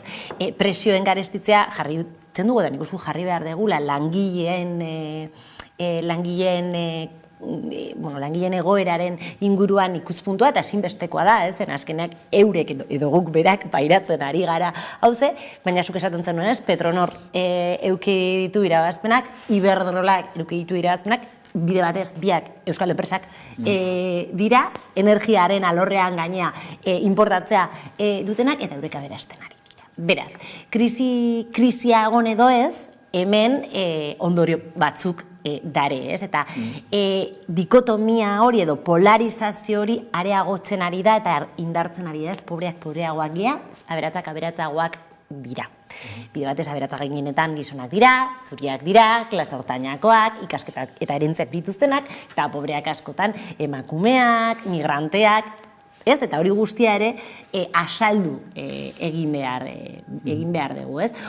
Honetan ere, eta nik uste berak oso ondo planteatzen du dela, aurrekontuak etortzen dira, bai Espainiakoak eta bai EAEkoak eta bai Nafarrokoak, ez? Baditugu hemen 3 aurrekontuak. Aurrekontuak urtean dagoen legerik importantena da, ez? Zeren bertan erabakitzen da asko. Erabakitzen da dirua, baina erabakitzen da ere, edo reaktualizatzen da ere eredu sozioekonomikoa, ez? Eta oso esaguratzua da, ez? pandemia osteko lehenengo urte normal horretan, osasunari ez diogu inongo erreferentziarik egingo, Baina gogora ezagun, eta uste biziki garrantzitsua dela, kurtso politikoaren hasieran beti legebiltzarrean osoko bilkura berezi bat egiten da, eta bertan Urkulluk bere urteko proposamenak plazaratzen ditu. Eta ez dakit gogoratzen zareten edo ez, baina Urkulluk ateratzen zen izugarrizko bateria batzuekin Osakidetza bera indartzeko, Eta gaina esaten zuen, eta hau egingo eta esakitzen bat hilabetean, eta arreta primarioara jarriko diot, lehen arretari jarriko diote referentzia, osasun mentala inguruan hitz egin zigun ginikologia, eta bar. Eta bitartean zer gertatu zaigu? Gaur adibidez badakagu Osakidetzako garbitzaileen greban, aldi berean Osakidetzan zagardu kudeaketaren krisi itzela dakagu, eta lehen arretako medikuak, erizainak eta pertsonala esaten ari digu behin da gerri, eta pairatzen ari gara paziente mun zein dan egoera, Eta kontestu guzti hontan aurrekontuak izango ditugu, non eta Osakidetzaren momenturik txarrenean, Osakidetza bera eta osasuna bera geisten ari direan, Eta orduan eskatzen digute, eta honekin bukatzen dut, eskatzen digute guztioi ardura, eta nik uste arduraz jokatzen ari gara oroar, baina dirua ez dago. Dirua ez dagoen bitarte hortan, Orduan, Urkulluren 10 urte hauek ere analizatzeko momentuan nik uste biziki importantea den aldagai bat jarri behar degula ere mahai gainean, Bai, gaurkoan hitz egingo dugu, Iñigo Urkullu lehendakariaren 10 urte hauei buruz, izan ere gaur bezalako egun batean duela 10 urte hartu zuen lehendabizikoz lehendakari kargu hori, eta lehenik eta behin Jon Urain Berriako kazetariarekin egingo dugu bat, berak Urkulluren 10 urte hauek setu dituelako, hain zuzen ere, lehendakariak egindako diskurtsoen bitartez, Beste kontzeptu, zenolako kontzeptuak indartu diren, azken urte hauetan, zintzuk lausotu diren, edota zintzuk ere desagertu diren. Kaixo, Jon, eguerdion? Eguerdion, arratsaldean. Ematen dute 10 urte, eta gurean bereziki aldaketaz besteriko hamarkada izan da, egoera politiko eta sozialaren bilakaera nabaria izan da. Lehendakariaren diskurtsoa aztertu duzu, zenolako ondorioak atera dituzu? Ondorioak askotarikoak dira. Lehenengo eta behin aipatzen zenuten eta interesantea da argi ukitzea hau dela ikuspegi bat, Urkulluk zerri buruz hitz egiten duen eta horrek ematen dizkigu pista batzuk, baina gero bere praktika politikoan nondik dijoan, batzutan koherentea da erabiltzen dituen hitzekin eta beste batzuetan ezain beste, gauza batzu buruz asko hitz egin daiteke, baina ez gauza da ondo edo gaizki hitz egitea. Orduan, ariketa hau egin dugu pixkat hartu behar da bere neurrian, Eta ondorioen artean, batetik orokorrena, eta da Urkulluren hitzei erreparatuta ikusten dugula gu guztion bizi izan dugun egoera politiko eta sozialaren bilakaera bat, Urkulluk hitz egiten duenean, Ukrainaz azken urtean edo pandemiaz azken 3 urteetan, da gu guztion azken urteetako bizimoduaren laburpen bat, Baina hortaz harago, bago azkenean diskursetan asmo bat, Eta ikusten da hitzak ideologiaz kargatuta daudela, eta honek erakusten digu ere Urkulluk bere diskursoen bidez ze idea transmititzen dituen, ze idea transmititu nahi dituen. Nik esango nuke baduzkala hitz fetitxe batzuk eta direla gobernu honek komunikatu nahi dituen mezuak, batez ere errepikatzen dituelako konpromiso hitza, akordio hitza, Euskadi, Europa, sozial, dira totemak, gauza euskorekin kuadratu dezaketen kontzeptua dira, baina gero Urkullu lehendakariak asko erabiltzen dituen hitzak dira, Eta nabarmentzearen ataletako bat, iruditzen zenbakietara begiratuta batez ere ekonomiaz ari den lehendakari bat daukagula azken urteetan. Kontzeptu asko jartzen dituelako mahai gainean ekonomiari lotuak, eta horiei erreparatuta ere atera ditzake ondorio batzuk Urkullu lehendakariaren ikuspegi ekonomiko horreta, batez ere niri deigarri egin zaidana da zenbat hitz egiten duen ekonomiaz ari denean enpresaz eta zenbat langile eta hor dago proportzio bat, langileak aipatzen dituen aldiro 6 aldiz aipatzen ditu enpresak, edo langileak hitz horrekin ere ez ditu aipatzen, gehiago dira profesionalak, hor matizak izan daitezke, baina nik uste Urkulluren mundu ikuskera hori nolabait adierazten dutela. Hori esek izango lirateke behin eta berri errepikatu dituen hitz horiek, baina badira ere lehendakariaren ahotik desagertu diren kontzeptu batzuk. Eta saltzen duzu berrian hitz horiek gatazkaren konponbidetik harago doazela. Hori esek dira esaterako estatusa, subiratasuna, burujabetza. Zein norabidetan joan da naziogintzaren diskurtsoa? Nik uste kasu hortan nahiko koherentea dela gobernu jaurlaritzak azken urteetan hartutako ildoarekin, ez? Azken lehenengo bi legealdietan jaurlaritzan asmoetako bat bazen autogobernua eguneratzea edo gizartean erabili izan diren totemak hartuta estatus berria hitz egin da azken lehenengo 8 urteetan. Azken legealdian ez, eta azken legealdian Eusko Jaurlaritzak ez du gobernu programan sartu estatutua eguneratzeko asmoa ere ez. Zentzu hortan, gero Urkulluren hitzetan ageri diren hutsuneak nahiko koherenteak dira, azken urteetan estatus berri kontzeptua edo estatus kontzeptua ez da agertzen eta gehiago hitz egiten du autogobernu aitortua betetzeaz, ez? Agira, eskumenen transferentziaz batez ere. Hori bilakaerari dagokionez. Gero daude, niretzat direnak oso hutsune adierazgarriak, ez? Hor, estatus berria bakarrik aipatu dez, hor, estatus berri horri atxikitako beste zenbait ideia ere urte hauetan aipatu izan ditu, izan burujabetza partekatua, nazio politikoa, horiek ziren berez EAJak eta EH Bildu proposatu izan dituzten kontzeptuak estatus berri horren baitan, ez?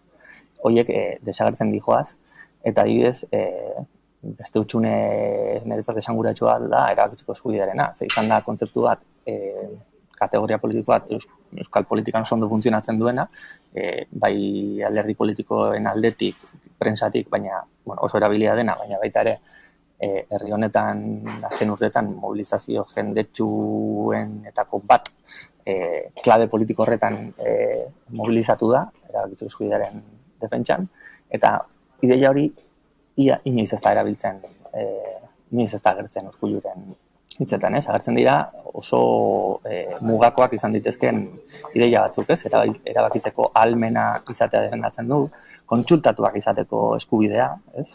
Hor badaude matiz batzuk, baina ez du ematen nia inoiz salto hori erabakitzeko eskubidea ditzen duena, oso normalizatu da badagoena gizartean. Eta genero ikuspuntu batetik, Jon, zer eratorri daiteke Urkulluren diskurtsotik? Niri bizar atentzioa ematen zidan, deigarria egin zaidana batetik, bilakaera bat egon badago zenbait hitzen erabileran, ez? Eta oso argi dago berdintasun hitza gero eta gehiago erabili behar izan duela, ez? Eta hori segurazki izan da, nolabait gaiak zentralidade erabateko hartu duelako, eta gaur egun agintari politiko batek, Urkulluk eta beste inozinek, ezin duelako olako diskurso bere urteko asmoen diskurso bat egin, genero berdintasuna hitz egin gabe, ez? Hori horren atzean dago mugimendu feministaren itzelezko lan azken urtetan, ez? Eta precisamente horrek deitzen zidan ere atentzioa, ez? Nola egin dezakezun erreferentzia gero eta sarriago genero berdintasunaz, feminismo edo feminista hitza ia aipatu gabe, 11 hitzalditan behin esaten du feminismo hitza, ez? Eta matxismo edo matxista hitza ere, guztiz lotuta dagoena, berdintasun faltari, ere oso orientatu ez daukat parean, baina oso aipamen eskasa egiten zaizkio, ez? Orduan, oso digarria da, ez bakarrik ikustea bilakaera nola dijoan gai hori gero eta gehiago aipatzen Urkullu, baina ze terminotan, ez? Emakunde oso gutxi aipatzen du, 11 diskurtsotatik 8 ez du emakunde aipatzen, ez? Dira hutsune batzuk oso adierazgarriak, ematen duten ideia, gai bat lantzerakoan ere ze terminotan hitz egiten. Hauesek gakoetako batzuk, zure reportaian bildu dituzunak, Jon Olano, eskerrik asko gaurkoan azalpen guzti hauek emateagatik, oso interesgarriak, hurrengo arte? Mi esker, hurrengo arte. 10 urte hauek ez detzeko, valorazio bat egiteko diskurtsoetan oinarritu gaitezke, ekintzetan ere, zer nabarmenduko zenukete zuek 10 lege urte, 10 urte hauetan markatu. Bai, lehenengo eta behin esan beharra dago, 10 urte hauetan 3 legealdi egon direla, batzuk izan dela bakarrik eta beste batzuk peserekin, ez? Eta hori ere erakusten digula oroar lidergoa zen edukiak aldatzeko beharra eta nahien inguruan, ez? Egia eta Jon oso ondo azaldu du edukietara begira, ez? Gauza bat dela edukiak zeintzuk diren eta gero praktika politikoa zeintzuk den, baina askotan herri honetan Urkulluren lidergoaz edo lidergo faltaren inguruan hitz egin dugu, ez? Beti oso pertsonai planoa dela esan dugu, baina nik uste bere lidergoa analitzatu behar dela, bere helburuarekin, ez? Urkullu bada instituzionalidadearen irudia. Ez? Eta normalean egiten duena, eta azken urtetan gainera oso ondo perfekzionatu indu teknika da, agertzen den agertu behar den momentuan, eta marroiak bere gain erorri ez daiteken momentuetan, ez? Alegia, krisiak darenean, eta ari naiz pentsatzen Zaldibarren, ari naiz pentsatzen bakunazio irregularretan, ari naiz pentsatzen oroar hezkuntzan, azken boladan gertatutakoaz, orduan bere sailburuak ateatzen ditu, ez? Ari naiz pentsatzen Arriolan, ari naiz pentsatzen Salguardui, Darponen, eta horietakoak, ez? Orduan, eurek ateatzen dira, eurek krisia lideratzen eta kudeatzen dute, eta krisia behin pasata berriz ere Urkullu ateratzen da. Nola ateratzen da? Salbatzaile gixen. Estatu gizona, herriko gizon bezala. Beraz, lidergoa badu. Eta asko gainera, eta nik uste dut oso pentsatuta. Taldi berean, ezin da bere lidergoa ulertu EAJaren ispiluarik gabe. Bera da planoa, bera da serioa, bera da aspergarria, eta aldi berean, Ortuzarrek da divertigarria, simpatikoa, ez?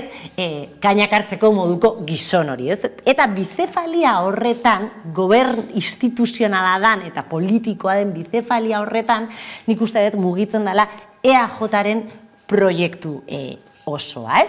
Eta gero hemen genero aldagaia dago, eta ni badakitzu beti hau ateatzen dudala, ez? Eta egia da, Jon oso ondo azaldu duela, ez? Askotan hitz egin dula berdintasuna, baina oso gutxitan feminismoaz, askotan hitz egin dula berdintasunaz, baina oso gutxitan emakundez, gogora dezagun gainera emakunde bera atera zutela lehendakaritzatik mugimendu feministaren kontrako aldarriaz, baina liberan ikusten analizatu behar dela nola tratatzen duen Urkulluk politikan eta oposizioan daren beste emakumei, ez? Eta hau niri asko kezkatzen zaidan gauza bat, uste dut izugarrizko tutorizazioaz eta infantilizazioaz egiten dula, ez? Miren Gorrotxategiri, zein Maialen Iriarteri interpelazioa egiten dioenan, alderdiari egiten dio referentzia, ez? Zuek Podemosekoak, zuek EH Bildukoak. Bitartean, Eneko Anduezari egiten diona erreferentzia, edo Carlos Iturgaizi egiten dio erreferentzia, esaten dio, zuk, Eneko Andueza, zuk, Carlos Iturgaiz. Hau oso simbolikoa dirudia arren biziki garrantzitsua da, ez? Emakumeak Urkullurentzako pasoan dauden horiek dira, eta gizonak dira alderdia lidergatu dezaketen horiek, ez? Eta hori, matxismoa ere bada, eta nik uste dut erakutsi behar dugula ere hortan, ez? Baina, oroar nik esango nuke lidergoa baduela, eta gainera oso ondo marrastua dagoela bere lidergo plano hori zein helburuk ditun. Interesgarri geziazte Jonena eta oine zurinena. Beste enfoke bat, agian nik, adibes, horregi buruz ez dutelako ez da gogoetan eta uritzen zait, neko interesgarria dela begida rautatik baitere ondorio politiko batzuk ateratzea. Nik igual neuretik ingo ditut, gehitze aldera, baina beti ikasten hasi horre. Nik lehenengo tamien pentsatu dutena da, Euskadi behar zaitu auzolana eta egingo dugunaz aratago, zer dago, ez? Eta pentsa dezagun horretan, ze horri buruz asko hitz egiten da, edo marketing politiko asko hitz egiten da horri buruz, baina gero guazen apurtxuete mami batzuei heltzera, ez? Apunte batzu baitere nik uste dut, jonekin joan dien lotik baitere, azpimarratu nahiko dituzke, ez? Herri gisa ditugun zenbait erronken gainean, zer da, 10 urte hauetan egin dezakegun balantzea, ez? Estatus politikoaren inguruan. Gaur egun daukaguna da, etengabe atzeratu duela eztabaida, de hecho, hitz egiten ez du egiten gaiari buruz, egondan eztabaida edo dagoen eztabaida soziala neutralizatzeko bide bat egin izan du, eta inkluso izan dituenean aukera gehiago, gaur egun daukagun noeteko lurralde kohesio eza EAE Nafarroa eta Ipar Euskal Herriari dagokionean, ez du inongo elkarlanerako lidertza edo elkarlanerako bitartekoa izan, ez? Eta gogoratzen dut une oso erabakigarri bat egon izan dela herri honetan, zeinetan Usue Barkos, Etxegarai eta Urkullu figurek egon izan direzela, norait ere agintean edo potere buru gisa, eta horren inguruko lanketa politiko sakonekorik estrategia bati erantzun dieseoketenak, elkarlanan erruta herri honen noiteko kohesioa eta komunitate gehiago indartzalderako ekinbide erik ez dan egon, ez? Eta Urkulluk bere momentuan ukin zuen preokupazio bakarra da, adieraztea bera zela Euskal Herriko lehendakari bakarra. Hori izan zen bere momentuan. Bueno, bigarren gaia edo bigarren blokea, bakegintza esan dezakeguna. Horan jarrita, niote termino orokorretan jarrita. Etaren zueten, betiko zuetenaren tik urte batera jaso zuen edo hartu zuen noeteko agintea, eta geroztik, pentsa genezake, galde diezaikon gure buruari, zein dan 10 urte hauetan Urkulluren gobernak egin duen kontribuzioa.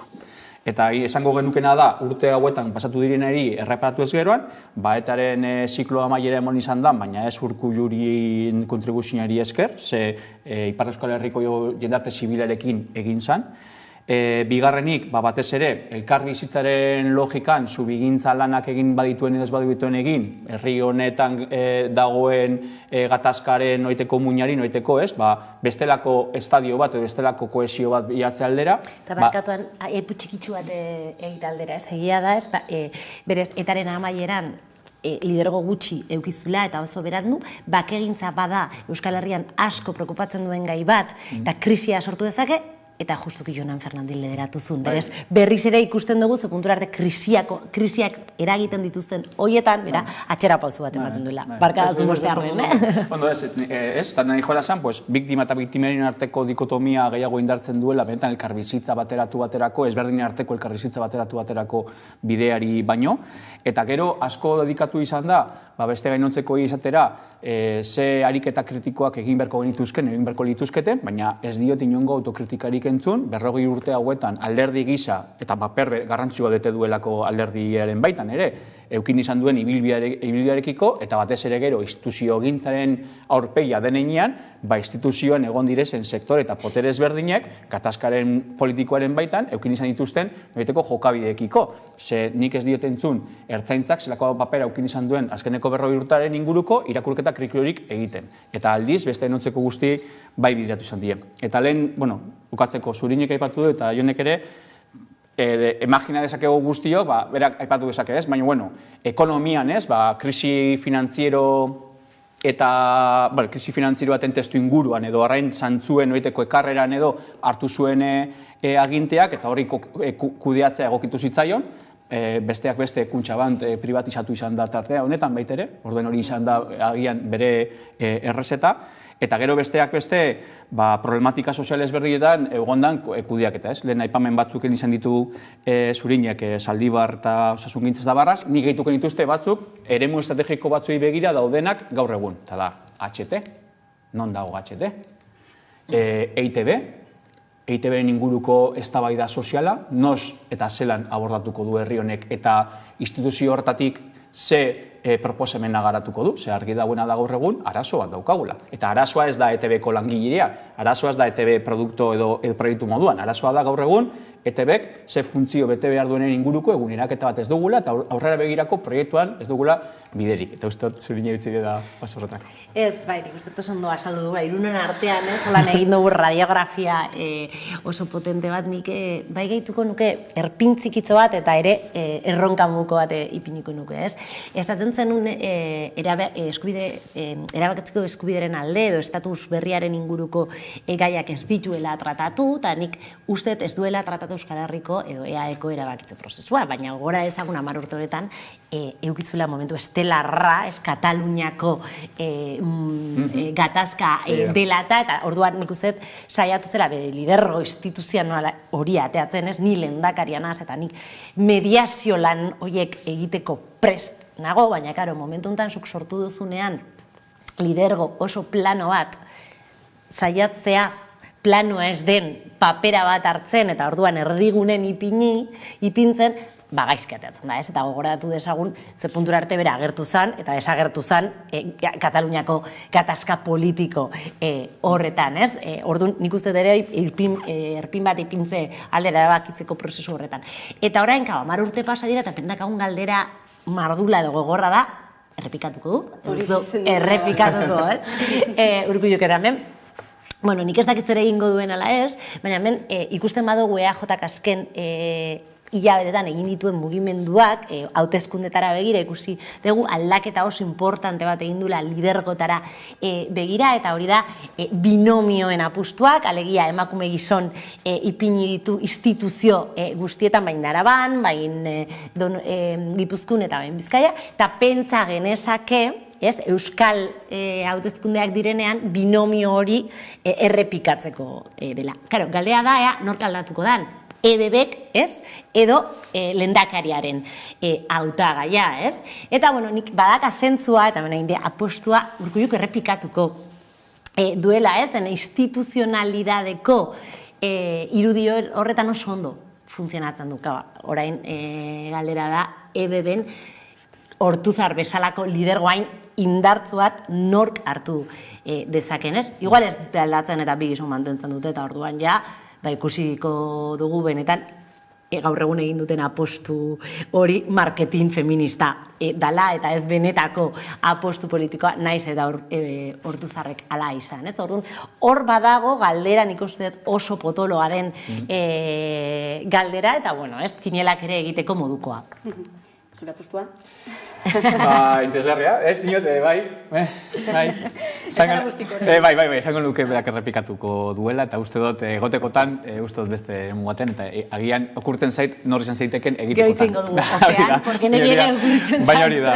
Nik aipamen bat egitekotan, aipamen bat egitekotan, eta lehengoari loturik, nik uste dut, badago elementu bat, eta ez dakit, igual subjetiboa moduan kontxi dezakegu, baina uste dut, ja, gero eta objetiboagoa eta objetibizatze aldera ergudiak ditugula horri buruz gogoeta bat egiteko.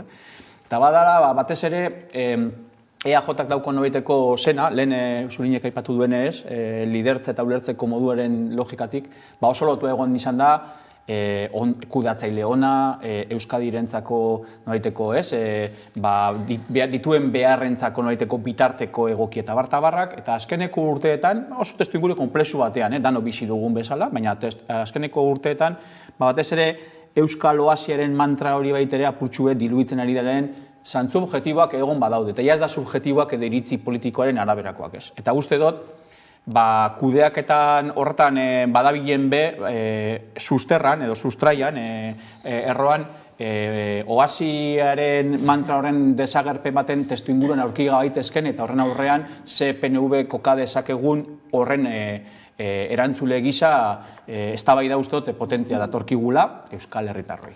Edo zati bat ikusiko dugu zer gertatzen. Bai, eta aldi berean, eta jaunekin bukatzen dut, ikusi behar dugu beste herriak zenolako lidergoak ere. Zenolako lidergoaren alde egiten duten apostua, zen egia da Urkulluko oso lidergo planoa daukala, baina funtzionatzen du, azken 10 urtean funtzionatu du, eta hori ezin dugu, igual Euskal Herria bera nahiko planoa delako gauza askotan, eta hau badakit oso eztabaida zutzua dela, baina igual aspergarriak eta horregatik behar dugu lehendakari aspergarri bat, nik espero aldatzera, baina ere hortze izugarrizko erronka dago, eta batez ere nik uste dut kasu honetan EH Bilduk delako oposizioaren burua lidergo potente bat ere eraiki behar duela eta egin behar duela zen eure dira bakarrak momentu honetan kapazak direnak EAJari lidergoak entzeko, egia da beste alderdi batzuk darela, baina printzipioz gobernatuko ez dute. Gazteizen ikusiko dugu, Radiografia oso osatua eta oso interesgarria egin duguna, minutu gutxi falta dira solasaldiarekin amaitzeko, eta asteburuari begira jarriko gara, agenda bete-beterik datorrelako Euskal Herrian, badaukagulako alde batetik bertso txapelketa nagusia, Iruñean ospatuko dena lehen aldiz gainera, eta Tortxurrok ere bueltan delako, elkartasun jaialdi handi hori, eta oraindik ere horren beharra dagoelako, Ibon. Bai, 23 urtez, 27 edizio, 100 bolondrez, Atarrabian sortzen da zerotik, SRS-etik sortzen da espazio oso bat, etengabeko evoluzioan dagoena, indarke matxisten protokoloaren garapenean baita adibidez horren lekuko ere bada. Eta elkartasun iraunkorrak eta erpin ezberdinetan, eta batez ere igual musika apurtxu betez, aitzaki modun hartuta daukon elementua. Eta zoritzarrez daukon noiteko ez, dikotomia horixe da, ez? Atortzu daukon garapena eta daukon evoluzioak, ze irizmena ez bat sortzen duen, baina liberdien baita ere atzean dagoen behar bati lotua dagoela, ez? Beraz, pentsa dezagun lehen bailen amaitu dezagula beharra eta musikaz goza dezagun eta atortxuri beste berformulazio bat emon, baina batez ere gozatzeko eta esateko herri honetan presorik gabeko herri bat dela, adibidez, nire ustez. Aurrera pausoak ematen ari dira, hildo horretatik ez, baina oraindik ere bide luzea. Bai, egia da, ez, 10 urte pasa dira eta bere jardun armatua utzizunetik, eta oraindikan ondorioak hortxe da gaude, ondorio gaienak humanoak, materialak dira, eta egia da azken urtetan aldaketak egon direla, baina gatazka bat bukatzen denean ondorioei heldu behar zaie alik eta askarren, ez? Gatazka bera bukatu da, gatazka ari naizenean hitz egiten, ez naiz ari hitz egiten gatazka politikoa, ez ari naiz gatazka militarraz hitz egiten, ez? Orduan, bueno, hau desaktibatu daiteke, eta nik uste dut gainera, kasu honetan sufrimendu handiko egoera pairatzen ari dira bai presoak, eta bai bere senitartekoak, familiak, orduan, ez daka zentzurik, sufrimendu hori, ez? Aldi berean beste izpiluan izugarrizko elkartasun zareak dare, eta hori ere erakusten duen, nik uste Euskal Herriaren eskuzabaltasuna, ez? Eta hori ere netzako oso emozionantea eta polita bada, baina bada garaia, ez? Urte asko pasaria eta Euskal Herriak merezi du, ez bakarrekan presoak, nik esango nuke Euskal Herriak bera elkar bizitzaren inguruko eztabaida merezi duela, memoriaren inguruko eztabaida merezi duela, eta gatazka beraren irakurketak merezi dituela ere.